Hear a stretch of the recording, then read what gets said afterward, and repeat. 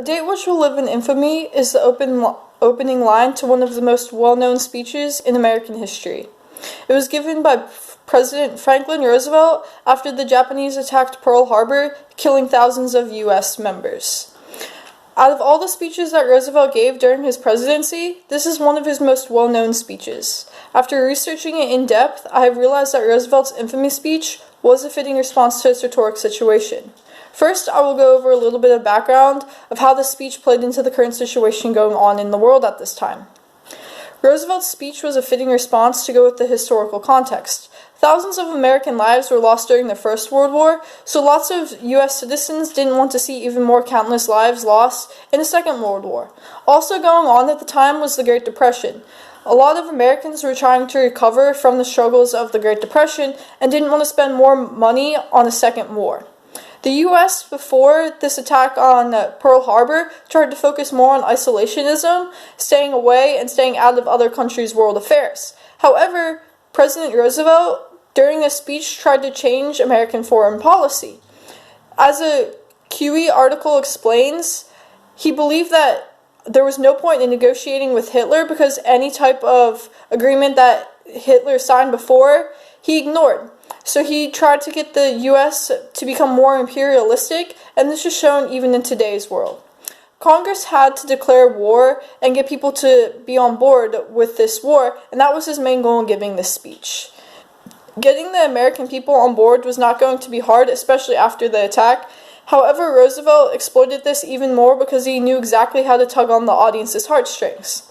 Roosevelt was successful because he knew his audience. There was three main audiences that Roosevelt was trying to target. The first audience that he was really trying to target was the American citizens. As a Mohan article explained, he was trying to achieve identification with his audience. He kept using words like us to create a common identity amongst him and the people. This showed the people that he also was on their side and they were trying to fight for the same thing. The second audience that he really tried to target was Congress. While trying to target Congress, he always referred to them as Mr. Speaker of the House to try and show them respect and to also let them know that the future of the U.S. is in their hands, so that they really needed to focus, and he tried to get them to become more aware of what they were doing. The third community that Roosevelt really tried to target was the world community in his speech. Throughout his speech, as Mohan article explains, he used signs. He kept saying things like the American military or Navy to try and represent how much power the U.S. had.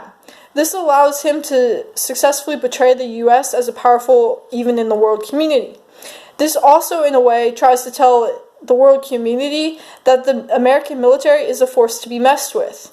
Roosevelt portrayed power to the world community because after the attack, he had to portray America as strong even in the wake of disaster. Roosevelt giving his speech after the Japanese attack on Pearl Harbor helped him be successful in this speech. Because of the occasion, he had to address the American public after thousands of lives were lost. He could not let a lot of time elapse before he addressed the public. As the Voltaire article explains, Roosevelt also had to give this speech so he could allow the American citizens to grieve publicly. While grieving publicly, it also allowed the American citizens to become more unified because they all saw the struggles that the rest of them were going through. He also effectively gave a deliberative speech that focused on what the U.S. should do in response. This left no room for thought or doubts in the American minds of what Roosevelt thought the U.S. should do next. He also gave examples of how the U.S. previously tried to solve the issue of Japanese aggression, and then he moved forward into saying how the U.S. needed to solve it now because it wasn't working. The Hassan article can also provide some more additional insight on the occasion of the attack. In this article, he says that Franklin Roosevelt had to make decisions about how he was going to retaliate against the Japanese aggression, as well as what he was going to do militarily. Although the attack on Pearl Harbor gave Roosevelt a chance to prove his favorability, he was already extremely well liked by the people. Roosevelt was viewed as very credible and trustworthy by the American people. He was in his third term as president, and he already had passed a lot of laws to help America get out of the Great Depression. This allowed him to have even more of the trust on the people's side. He also used to do what was called fireside chats, where he would use the radio to address the people of America. This was because at the time, almost everyone in America had radio, and this allowed him to address them one-on-one. As the U article explains, it allowed him to increase his ethos to amuse the people, to cheer them up, and to support and to garner and gain support of the people to carry out his plans. During the start of these fireside chats, he would always say and address them by calling everyone his friend. This created and increased his credibility with the people, which allowed him to become to have a lot more power and sway over the American people. Not only was Roosevelt viewed as extremely credible, but he was also extremely crafty with the different words he used during his speech. Roosevelt wrote his speech in a way that allowed his speech to be successful. He used memorable phrases throughout his entire speech. As the Kulunga article explains, he used amphora when talking about what the Japanese did. He constantly said the Japanese did that, the Japanese did this, to really try and make those memorable and to make those the key points in his speech and allow those to stick out. As the article explains, his use of amphora created a sense of completion, of fulfillment, which satisfied the audience's expectations and allowed them to get more on board with the idea of the war. Roosevelt also used language that was extremely easy to understand by the audience.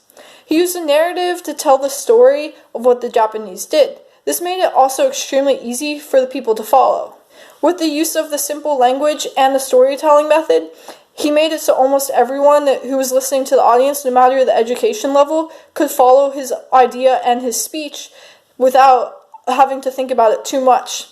Also in the Mahan article, it explains that part one of his speech amplifies the emotions because of the paralinguist strategies that he used to write the speech to bring out more of the emotions within the audience to get them more on board.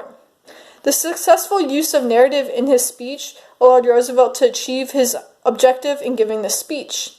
In conclusion, Roosevelt needed Congress to declare war on Japan in order to get involved in World War II.